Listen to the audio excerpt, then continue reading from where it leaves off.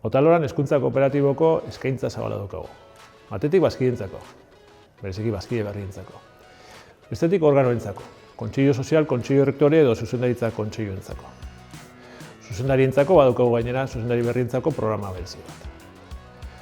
Hortik aurrera, sakontze edo beste maila bateko programak ditugu, kontseilu rektorendako espezialista deritzona, eta azkenik aditu titulua, kooperatiba bintzan aditu titulua, nolabait izaera kooperatiboan eta esperientzia kooperatiboan sakontzeko programa bat da. Programa guzti hauek elkarlanean eskaintzen ditugu Otalora eta Mondragon Unibertsitatean artean. Kooperatibetan, hezkuntza kooperatibo estrategia bat edukitzea importantea da. Oso garrantzitsua da enpresa ulertzeko modu bat, balore kooperatiboak etengabe lantzea bazkideen artean.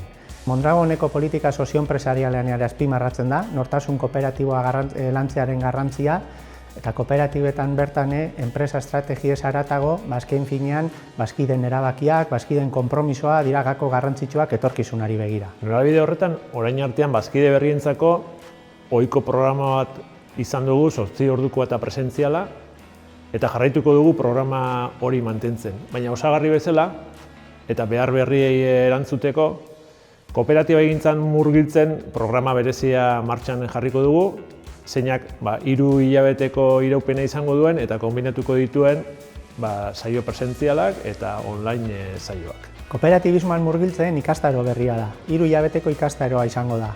Eta edukiak tantaz-tanta, poliki-poliki, sirimiri moduan lantzen joaten gara.